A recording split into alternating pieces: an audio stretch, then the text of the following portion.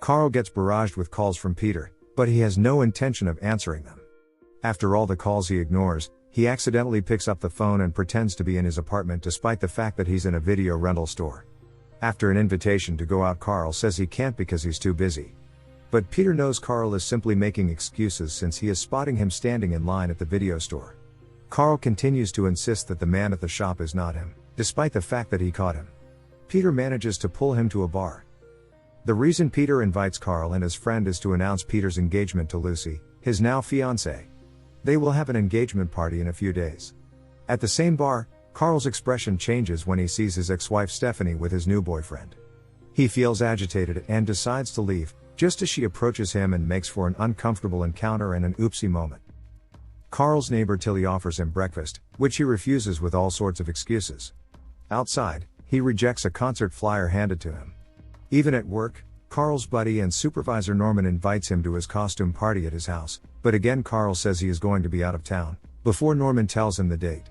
Norman then mentions it will be on Friday, but that's obviously the date Carl will be out of town. He also turns down numerous loan applications from his clients. Carl is a stubborn, mild-mannered individual. During an outdoor lunch break, Carl suddenly runs into an old friend, Nick. They tell each other about their lives. Nick tells him about a seminar that changed his life, like climbing a mountain or shooting a cow with a bazooka, not proud of it, but he did it. He advises Carl to try it, since he looks miserable. Carl declines. Nick tells him he needs to loosen up and tells him to ask him to throw a rock at the bank window, and he does. As he is running away, he tells him to visit the seminar and he will not regret it. After turning down an unknown caller, an orange vendor, some flyers, and more loan applications, he spends his after-work time watching TV as he usually does. Carl notices Peter's call but does not take it. Peter arrives at Carl's place, frustrated that his friend did not show up for his engagement party. After all the arguing, he leaves Carl, who has always been looking for an excuse for his faults, and tells him that he will end up a lonely guy if he does not change his life. Peter and Rooney go to Carl's shortly after and find his friend dead on the couch in his apartment. However, it turns out to be a dream. Carl gets anxious about the dream, so he looks at the brochure Nick gave him and decides to attend the seminar. He clearly feels like a fish out of water. Nick notices Carl before the seminar begins and decides to sit next to him. Nick convinces Carl that his life will change after hearing from a motivational speaker. Terrence starts the seminar and says, "Yes is a really powerful word. The word has the ability to absorb the good energy of life, and those who speak it can get anything they want." Terrence invites a newcomer to the podium and Nick immediately points to Carl. He becomes agitated because every time he says no, the crowd yells no man at him. Carl continues to refuse to climb to the top of the podium, but then Terrence sprints up to him. He tells Carl that he knows he has no friends or a relationship because he leads a repetitive and boring life. Terrence gets uncomfortably close and asks him to make a promise that he will say yes to any opportunity that comes his way, and if Carl breaks the promise, everything in his life will fall apart. Carl eventually goes along with the deal. That is some cultish persuasion going on. As Carl is about to get into his car, a homeless man approaches him and asks for a ride. Nick notices this and rushes over to Carl to remind him of his promise to say yes. Carl tells him to get in and the homeless man asks Carl to borrow his phone. Since Nick is still in the picture, he cannot say no. When they arrive at their location, the man tells him that he had good luck lately outside of the Yes Hotel and asks for all of Carl's money. Carl reluctantly says yes and the man eventually leaves. Just as he is about to drive off, his car comes to a halt in the middle of nowhere on an empty road. His phone's battery is dead. Carl gets angry and curses at the seminar he attended. Carl heads to the gas station irritated. At the gas station, he notices a beautiful woman named Allison. She takes a pity picture of him talking to himself. They chat a bit and Carl tells her about the tragedy he suffered. Allison then offers to drive him to his car. On the scooter, in the middle of the road, Allison takes a picture of them and performs a maneuver that should not be done on a road. Carl looks amused as he fills up his car. Then he jokes about making out and she kisses him, and gives him the photo she took earlier. He realizes that saying yes has got him into a better situation. Later he receives a call from Norman asking if he can come to work today. It's Saturday. He says yes to every opportunity he gets at work, including an ad from a company you would normally ignore. He also approves of a loan application for someone who wanted to start a portrait cake business, something I would have definitely turned down. He tells Norman about this loan, and he thinks it's good that Carl is showing some initiative and tells him about the promotion talks. Two of them bond. That night, Carl meets his friends Peter and Rooney and tells them about the seminar and how things have changed after he started saying yes to everything. They take advantage of it and open a tab in his name, getting him drunk and staging bizarre acts. At the bar, he kisses a random stranger and her boyfriend intervenes and tells him they need to take it outside. Once outside, Carl is barely on his feet. He gets punched in the liver and his friends break up the fight, but Carl still taunts him by telling his GF to call him. The next sunny morning, Tilly asks Carl to put up a shelf in her house. She appreciates Carl's help and offers to pay him for his work, but she is out of money and approaches him telling how handsome he is. Instead of cash, she offers him a release. Carl is uncomfortable and refuses. Then bad things start happening to Carl as he leaves Tilly's house. Carl thinks it's because he turned down Tilly's offer. He returns and I'll leave the rest to your imagination. His belief in saying yes grows stronger.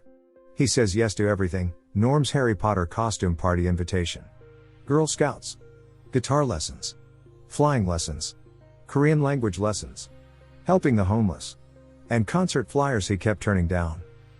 In the evening, Carl goes to the bar for a concert from the flyer. It turns out that Allison is there. Carl's expression brightens.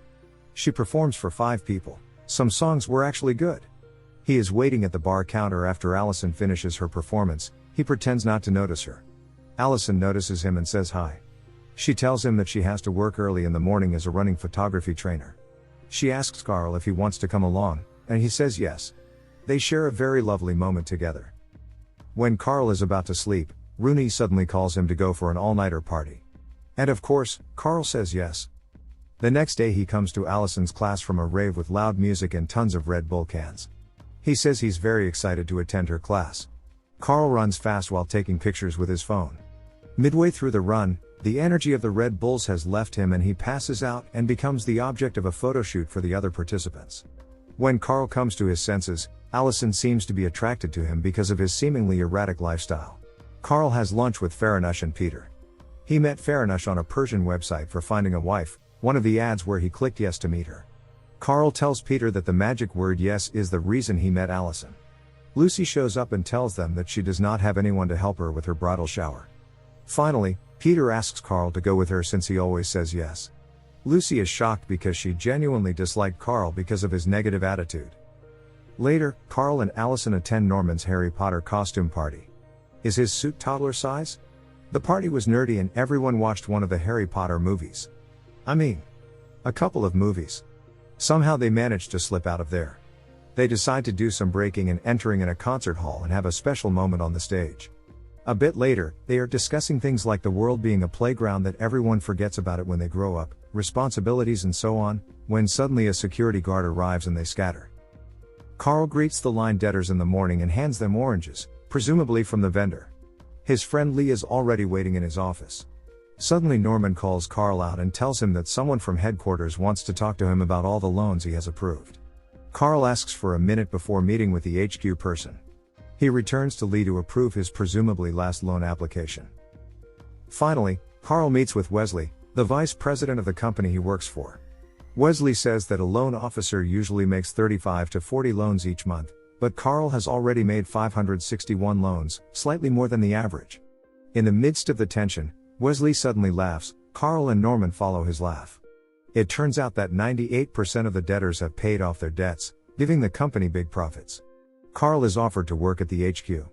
Don't have to tell you what his answer is. As promised, Carl shows up to help Lucy prepare for her wedding.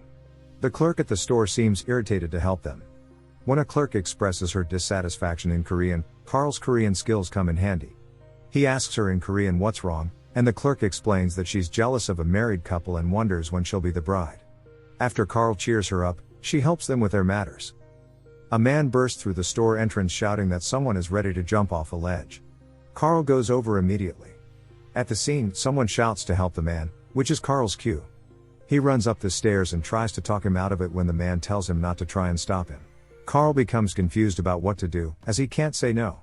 In the apartment, he finds a guitar. Carl starts singing and playing the guitar to calm the man down. The man and the bystanders sing along with Carl. Finally, he drags the man into the apartment.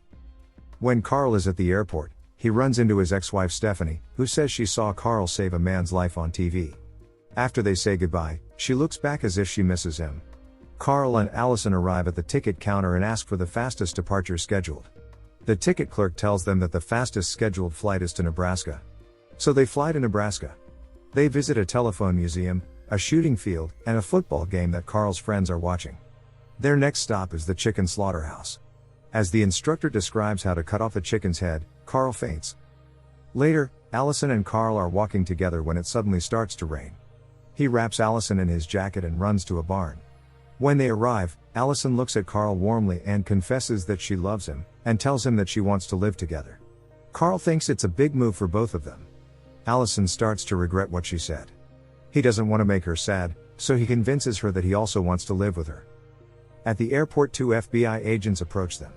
They are suspicious about Carl's activities, like purchasing random tickets, visiting dating websites, learning to fly an aircraft, and taking Korean courses. Carl is puzzled and seeks Peter's assistance as his lawyer. Peter tells the FBI that his friend once attended a seminar that required him to say yes to everything. Allison, who heard Peter's explanation, becomes disappointed and annoyed. She thinks Carl has been with her all this time because he always has to say yes to all her requests. He tries to explain to Allison that he is completely sincere to her. She ignores him and leaves. Back at the airport in LA, Carl tries to talk to her, but she just tells him to stay away, which he does. He's back to his old self, watching movies at home. Allison will not take his calls. Carl tries to distract himself with a bungee jump, when Wesley calls, which he answers while still hanging. He tells him that HQ has decided to close the branch where Carl used to work. Carl visits Norman to tell him the sad news. As he listens to his voicemails, he looks around his cluttered apartment, dissatisfied. One of the messages is from Peter, reminding him of the bridal shower tomorrow night. Carl is distraught because he has completely forgotten about it. Carl somehow manages to throw a huge party to which he invites everyone he knows. Lucy and Peter are shocked that so many people are attending their wedding shower. Carl notices Norman sitting glumly at the counter and wonders if he's okay now that the branch is closed. To cheer him up, Carl invites his Korean friend he met at the store, and introduces them to each other. They become friends and have a good time. Lucy shows Carl that he has done a good job. Nevertheless, in the middle of the celebration, Carl tries to call Allison, but she declines the call. Rooney is introduced to Tilly and she asks him for his help with some shelves, if you know what I mean. When Carl gets home, Stephanie calls him and asks him to come over. She tells Carl that she and Ted had a big fight and he stormed off. Stephanie asks Carl to stay the night, but Carl says no. When he leaves, he has a run of bad luck. The elevator he is in suddenly breaks down. Carl becomes extremely paranoid and gets scared of a cat that makes him bump into someone else's car. His car is towed away and he begins to hallucinate. Carl hides in Terrence's car. Terrence panics when Carl unexpectedly shows up in his car and causes an accident that lands them both in the hospital. The reason he wants to meet with Terrence is to undo the promise they made. Terrence then reveals that the deal was a bluff. The word yes should be used to open up to people and then the decision should be based on your heart. Carl asks Rooney what time it is, and when he hears it's early morning, he storms out of the room. On his way, he runs into Lee and asks to borrow his ride. Thanks to Carl's earlier approval of the loan, he now owns a Ducati motorcycle. Carl rides off while still wearing the patient's clothes and exposing his booty. Carl crashes Allison's class, entering like a badass. He tells her that he does not want to live with her, that kind of decision takes time. He explains that what he did was wrong and that he misinterpreted Terrence's words all along. He tells her that he would not have met her if he had not said yes to everything. He praises her on how great she is and they reconcile with a long, passionate kiss. The end. Thank you for watching. Subscribe if you'd like to see more videos like this.